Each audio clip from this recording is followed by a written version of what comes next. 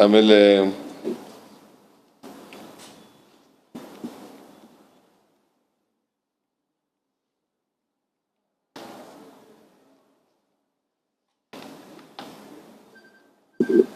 ಕಳೆದ ಒಂದು interim budget ಅನ್ನು ಮಂಡಿಸಿದರು ಫೆಬ್ರವರಿ ತಿಂಗಳಲ್ಲಿ, ಚುನಾವಣೆಗಿಂತ ಮುಂಚಿತವಾಗಿ ಒಂದು ಇಂಟ್ರಿಮ್ ಬಜೆಟ್ ಮಂಡಿಸಿದರು.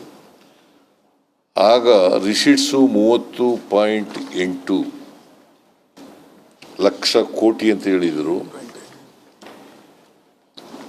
ಈಗ ಮಂಡಿಸಿರ್ತಕ್ಕಂಥ ಬಜೆಟ್ನಲ್ಲಿ 1,27,000 ಕೋಟಿಗಳಷ್ಟು ಹೆಚ್ಚಿನ ಪ್ರಮಾಣದಲ್ಲಿ ಸ್ವೀಕೃತಿಯಾಗಿದೆ ಅಂತ ಹೇಳ್ತಾರೆ. ಇದಕ್ಕೆ ಕಾರಣ ಈ reserve bank of India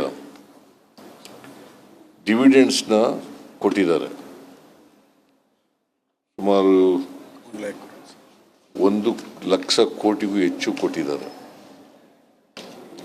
so ಹಾಗಾಗಿ ಜಾಸ್ತಿ ಆದಾಗ ಕಾಣಿಸುತ್ತೆ. ಆಮೇಲೆ ನಿರ್ಮಲಾ ಸೀತಾರಾಮನ್ ಅವರು ಒಟ್ಟು ಬಜೆಟ್ ಗಾತ್ರದಲ್ಲಿ 48.21 ಲಕ್ಷ ಕೋಟಿ ರೂಪಾಯಿಗಳಲ್ಲಿ 14.1 ಲಕ್ಷ ಕೋಟಿ ರೂಪಾಯಿಗಳಷ್ಟು ಸಾಲ ತಗೋತಾ ಇದ್ದಾರೆ.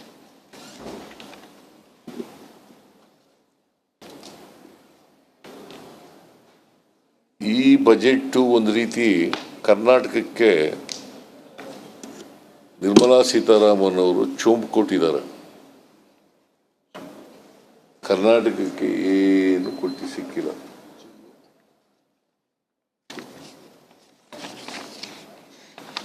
ಆಂಧ್ರ ಮತ್ತು ಬಿಹಾರ 2 ರಾಜ್ಯಗಳಿಗೆ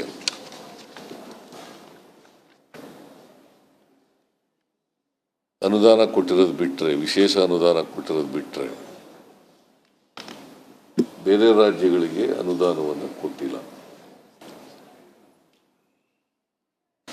ಯಾಕಂತಂದ್ರೆ ಅವರು ಪ್ರಧಾನಮಂತ್ರಿಯಾಗಿ ಉಳಿಬೇಕಾದ್ರೆ ಆಂಧ್ರ ಮತ್ತು ಬಿಹಾರಗಳ ಬೆಂಬಲ ಬೇಕು. ಅದಕ್ಕೋಸ್ಕರ ಆ 2 ರಾಜ್ಯಗಳಿಗೆ ವಿಶೇಷ ಅನುದಾನವನ್ನು ಕೊಟ್ಟಿದ್ದಾರೆ. ನಾವು ಪ್ರೀ ಬಜೆಟ್ ಡಿಸ್ಕಷನ್ನಲ್ಲಿ ಅನೇಕ ವಿಚಾರಗಳನ್ನು ನಾವು ಹೇಳಿದ್ದೆವು.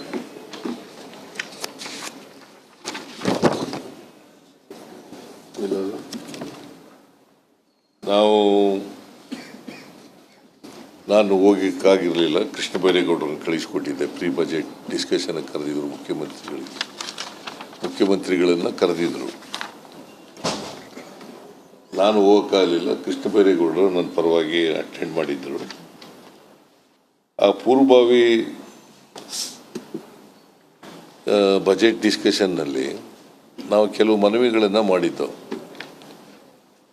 ನಮಗೆ 15ನೇ ಹಣಕಾಸು ಆಯೋಗದಲ್ಲಿ 5,495 ಕೋಟಿ ಕೊಡಬೇಕು ಅಂತ ಹೇಳಿದ್ರು. ಸ್ಪೆಷಲ್ ಗ್ರ್ಯಾಂಟ್ಸ್ ಕೊಡಬೇಕು ಅಂತ ಶಿಫಾರಸು ಮಾಡಿದ್ರು. ನಮ್ಮದೇ ರಾಜ್ಯ ಒಂದೇ ರಾಜ್ಯಕ್ಕೆ ಮಾಡಿರಲಿಲ್ಲ, ಇನ್ನೂ 2 ರಾಜ್ಯಗಳಿಗೆ ಮಾಡಿದ್ದು. ಒಟ್ಟು 3 ರಾಜ್ಯಗಳಿಗೆ, ತೆಲಂಗಾಣ ಮತ್ತು ಮಿಜೋರಾಂ, ಕರ್ನಾಟಕ, ಈ 3 ರಾಜ್ಯಗಳಿಗೆ ಮಾಡಿತ್ತು. ನಿರ್ಮಲಾ ಸೀತಾರಾಮನ್ ಅವರು ಕರ್ನಾಟಕದಿಂದ ರಾಜ್ಯಸಭೆಗೆ ಹೋಗಿರೋರು. ಕರ್ನಾಟಕದಿಂದ ರಾಜ್ಯಸಭೆಗೆ ಆಯ್ಕೆಯಾಗಿರೋರು.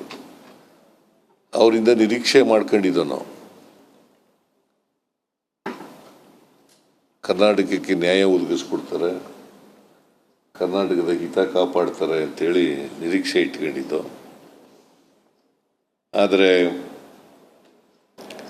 ಕರ್ನಾಟಕಕ್ಕೆ ಭಾಳ ನಿರಾಸೆ ಮಾಡಿದ್ದಾರೆ. ಕರ್ನಾಟಕದ ಜನರಿಗೆ ದೊಡ್ಡ ಅನ್ಯಾಯ ಮಾಡಿದ್ದಾರೆ. ಆಮೇಲೆ ಬಜೆಟ್ನಲ್ಲಿ ಪೆರಿಫೆರಲ್ ರಿಂಗ್ ರೋಡ್ಗೆ ಮತ್ತು ವಾಟರ್ ಬಾಡೀಸ್ ಡೆವಲಪ್ಮೆಂಟ್ಗೆ 6,000 ಕೋಟಿ ಕೊಡ್ತೀವಿ ಅಂತ ಹೇಳಿದರು. ಅದನ್ನು ಕೂಡ ಕೊಡಲಿಲ್ಲ. ವಿಪತ್ತು ಪರಿಹಾರ ಹೆಚ್ಚು ಮಾಡಬೇಕು ಅಂತ ಕೇಳಿದ್ದು, ಅದನ್ನು ಕೊಟ್ಟಿಲ್ಲ. ಆಮೇಲೆ ಅಪ್ಪರ್ ಭದ್ರಾಕಕ್ಕೆ ಅವರೇ ಬಜೆಟ್ನಲ್ಲಿ ಘೋಷಣೆ ಮಾಡಿದ್ರು 5,300 ಕೋಟಿ ಗ್ರಾಂಟ್.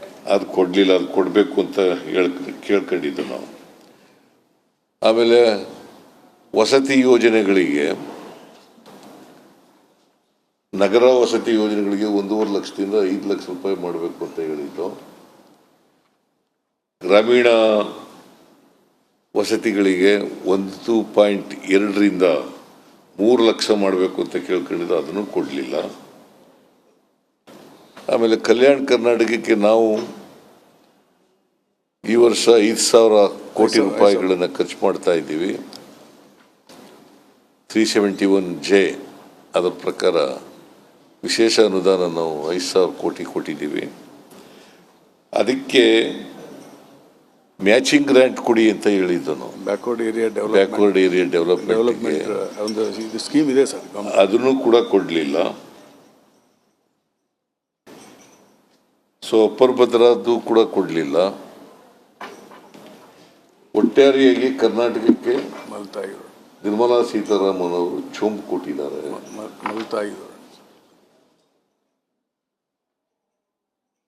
ಈ ಬಜೆಟ್ನಲ್ಲಿ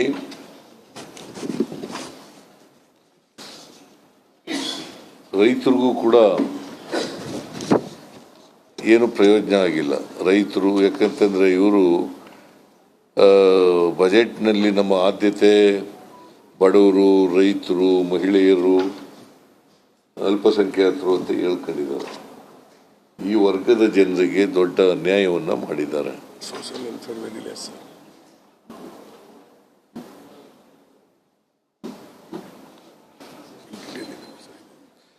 ರೈತರು 2.8%. Social welfare very less. Social welfare ರೈತರು ಬಹಳ ವರ್ಷಗಳಿಂದ ಡಿಮ್ಯಾಂಡ್ ಮಾಡ್ತಾ ಇದ್ದದ್ದು ನಮಗೆ ಮಿನಿಮಮ್ ಸಪೋರ್ಟ್ ಪ್ರೈಸ್ ಇದೆಯಲ್ಲ, MSP, ಅದಕ್ಕೆ ಕಾಯ್ದೆ ಮಾಡಬೇಕು ಅಂತ. ಒಂದು ಕಡೆ ಬಜೆಟ್ ವಿಚಾರಕ್ಕೆ ಸಂಬಂಧಪಟ್ಟಂತೆ ಕೇಂದ್ರ ಸರ್ಕಾರದ ವಿರುದ್ಧ ಆರೋಪಗಳ ಸುರಿಮಳೆಯನ್ನ ಮುಖ್ಯಮಂತ್ರಿ ಸಿದ್ದರಾಮಯ್ಯ ಸುರಿಸ್ತಾ ಇದ್ದಾರೆ. ಕೇಂದ್ರದ ವಿರುದ್ಧ ಕಾಂಗ್ರೆಸ್ ಪಕ್ಷದ ಸಮರ ಇಷ್ಟಕ್ಕೆ ನಿಲ್ಲಿಲ್ಲ. ನಿನ್ನೆಯಾದ ಬೆಳವಣಿಗೆ, ವಾಲ್ಮೀಕಿ ನಿಗಮದ ಹಗರಣ ವಿಚಾರಕ್ಕೆ ಸಂಬಂಧಪಟ್ಟಂತೆ ಇಡಿ ಅಧಿಕಾರಿಗಳು ತನಿಖೆಯನ್ನು ನಡೆಸ್ತಿರೋ ಸಂದರ್ಭದಲ್ಲಿ ಬಲವಂತವಾಗಿ ಮುಖ್ಯಮಂತ್ರಿ ಉಪಮುಖ್ಯಮಂತ್ರಿಗಳ ಹೆಸರನ್ನ ಹೇಳುವಂತೆ ಒತ್ತಡ ಹೇರಲಾಗಿದೆ ಅಂತ ಹೇಳಿ ಸಮಾಜ ಕಲ್ಯಾಣ ಇಲಾಖೆಯ ಅಪರ ನಿರ್ದೇಶಕ ಕಲ್ಲೇಶ್ ದೂರನ್ನ ನೀಡಿದ್ದಾರೆ. ಇದೇ ವಿಚಾರವನ್ನ ಮುಂದಿಟ್ಕೊಂಡು ಇವತ್ತು ಕಾಂಗ್ರೆಸ್ ಪಕ್ಷ ಪ್ರತಿಭಟನೆಯನ್ನ ಮಾಡಿದೆ. ಇಡಿ ಅಂದ್ರೆ ರೌಡಿ ಅಂತ ಸಮರವನ್ನ ಸಾರಿದ್ದಾರೆ ಕಾಂಗ್ರೆಸ್ ಪಕ್ಷದ ನಾಯಕರು. ಹಿಂಬಾಗಿಲ ಮೂಲಕ ಕಾಂಗ್ರೆಸ್ ಅನ್ನ ಹಣಿಯೋಕೆ, ಅಧಿಕಾರದಿಂದ ಕೆಳಗಿಳಿಸೋಕೆ ಕೇಂದ್ರ ಸರ್ಕಾರ ಪ್ಲಾನ್ ಮಾಡ್ತಾ ಇದೆ ಅಂತ ಕೇಂದ್ರ ಸರ್ಕಾರದ ವಿರುದ್ಧ ಸಿಡಿದು ನಿಂತರು ಕಾಂಗ್ರೆಸ್ನ ನಾಯಕರು. ಇಡಿ ಅಧಿಕಾರಿಗಳ ವರ್ತನೆಯನ್ನ ಖಂಡಿಸಿ ಧಿಕ್ಕಾರವನ್ನ ಕೂಗಿ ಪ್ರಧಾನಿ ಮೋದಿ, ಅಮಿತ್ ಶಾ ರಾಜೀನಾಮೆಗೆ ಆಗ್ರಹಿಸಿ ವಿಧಾನಸೌಧದ ಗಾಂಧಿ ಪ್ರತಿಮೆ ಬಳಿಯಲ್ಲಿ ಕಾಂಗ್ರೆಸ್ ಪ್ರತಿಭಟನೆಯನ್ನ ಮಾಡಿತು.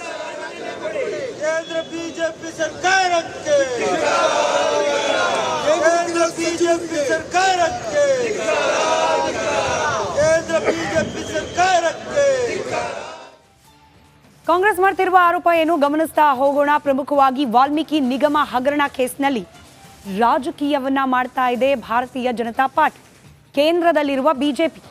ಕೇಂದ್ರ ಸರ್ಕಾರದಿಂದ ಸೇಡಿನ ರಾಜಕಾರಣವನ್ನ ಮಾಡಲಾಗ್ತಿದೆ ಅನ್ನೋ ಆರೋಪವನ್ನ ಇವತ್ತು ಕಾಂಗ್ರೆಸ್ನ ನಾಯಕರು ಮಾಡಿದ್ದಾರೆ. ರಾಜ್ಯದಲ್ಲಿ SIT ತನಿಖೆ ನಡೀತಾ ಇದೆ. ಬ್ಯಾಂಕ್ನವರು CBIನ ಅಪ್ರೋಚ್ ಮಾಡಿದ್ದಾರೆ. ಎರಡೆರಡು ತನಿಖಾ ಸಂಸ್ಥೆ ಇರುವಾಗಲೂ ಇಡಿ ಮೂಲಕ ಕಾಂಗ್ರೆಸ್ ಅನ್ನ ಹಣಿಯುವ ಹುನ್ನಾರವನ್ನ ಮಾಡ್ತಾ ಇದೆ ಬಿಜೆಪಿ ಪಾಳೆಯ ಅನ್ನೋದು ಕಾಂಗ್ರೆಸ್ ನಾಯಕರ ಆರೋಪ. ಮುಖ್ಯಮಂತ್ರಿಗಳು, ಉಪಮುಖ್ಯಮಂತ್ರಿಗಳು ಹಾಗೆ ಮಾಜಿ ಸಚಿವ ನಾಗೇಂದ್ರ ಅವರ ಹೆಸರು ಹೇಳುವಂತೆ ಒತ್ತಡವನ್ನ ಹೇರಲಾಗ್ತಾ ಇದೆ. ಹೇಗಾದ್ರೂ ಮಾಡಿ ವಾಲ್ಮೀಕಿ ನಿಗಮದ ಹಗರಣದ ವಿಚಾರದಲ್ಲಿ ಮುಖ್ಯಮಂತ್ರಿ, ಉಪಮುಖ್ಯಮಂತ್ರಿಗಳ ಹೆಸರನ್ನ ತಳುಕು ಹಾಕಿಸುವ ಪ್ರಯತ್ನವನ್ನ ಮಾಡಲಾಗ್ತಾ ಇದೆ. ವಾಲ್ಮೀಕಿ ನಿಗಮದ ಹಿಂದಿನ MD ಕಲ್ಲೇಶ್ಗೆ ಇಡಿ ಅಧಿಕಾರಿಗಳು ಇದೇ ವಿಚಾರಕ್ಕೆ ಕಿರುಕುಳವನ್ನ ನೀಡಿದ್ದಾರೆ. ಇಡಿ ಅಧಿಕಾರಿಗಳ ಕಿರುಕುಳದ ಬಗ್ಗೆ ಪೊಲೀಸರಿಗೆ ದೂರನ್ನ ನೀಡಿದ್ದಾರೆ ಕಲ್ಲೇಶ್. ಪೊಲೀಸರಿಗೆ ದೂರು ಸಲ್ಲಿಸಿರುವ ಇದೇ ವಿಚಾರವನ್ನ ಮುಂದಿಟ್ಕೊಂಡು ಇವತ್ತು ಬಿಜೆಪಿ ವಿರುದ್ಧ, ಕೇಂದ್ರ ಸರ್ಕಾರದ ವಿರುದ್ಧ ಕಿಡಿಕಾರಿದ್ದಾರೆ ಕಾಂಗ್ರೆಸ್ನ ನಾಯಕರು. ಪ್ರತಿಭಟನೆಯ ನಂತರದಲ್ಲಿ ಕಾಂಗ್ರೆಸ್ ನಾಯಕರ ಮಾತು ಯಾವ ದಿಕ್ಕಿಗೆ ಸಾಗ್ತಾ ಇತ್ತು ಕೇಳಿಸ್ಕೊಳ್ಳಿ. ನಿಮಗೆ ಆದೇಶ ಇದೆ ಅಂತೇಳಿ ಬರ್ಕೊಡಿ ಅಂತ ಒತ್ತಾಯ ಮಾಡಿದ್ದಾರೆ. ಇಡೀ people have forced Kallesh to mention my name and also the other ministers that on the direction of the chief minister the money has been released because 43 koti 33 lakh ಟ್ರೆಜರಿಯಿಂದ ಹೋಗಿದೆ. 43 ಕೋಟಿ 33 ಲಕ್ಷ ಟ್ರೆಜರಿಯಿಂದ ಹೋಗಿದೆ. ಆ 187 ಕೋಟಿನಲ್ಲಿ 187 ಕೋಟಿ 33 ಲಕ್ಷದಲ್ಲಿ 43 ಕೋಟಿ ಟ್ರೆಜರಿಯಿಂದ ಹೋಗಿದೆ. ಅದಕ್ಕೂ ನಮಗೂ ಸಂಬಂಧ ಇಲ್ಲ. ವಿಚಾರಣಾ ಸಂದರ್ಭದಲ್ಲಿ ಬಲವಂತವಾಗಿ ನಮ್ಮ ಸರ್ಕಾರಿ ಒಬ್ಬ ಸರ್ಕಾರಿ ನೌಕರ assistant director of social welfare Shri Kallesh Basappa Mendel assistant director ಅಂದರೆ ಒಬ್ಬ ರಾಜ್ಯದ ಒಬ್ಬ ಹಿರಿಯ ಅಧಿಕಾರಿ. ಆತನಿಗೆ ನೀನು ನಿನ್ನ ಎಲ್ಲ ಕಂಪ್ಲೀಟ್ ಎಲ್ಲ ಮಾಹಿತಿಯನ್ನು ಕೇಳಿ ನೀನು ಮಂತ್ರಿ ಮೇಲೆ ಹೇಳಬೇಕು, ಇಲ್ಲ ಮುಖ್ಯಮಂತ್ರಿ ಮೇಲೆ ಹೇಳಬೇಕು, ಇಲ್ಲ ಅಂದರೆ ನೀನು 7 ವರ್ಷ ಜೈಲಿಗೆ ಹೋಗ್ತೀಯ ಅಂಥೇಳಿ ಅವ್ರಿಗೆ ಭಾಳ ಒತ್ತಡ ಮಾಡಿ ಬೆದರಿಸಿ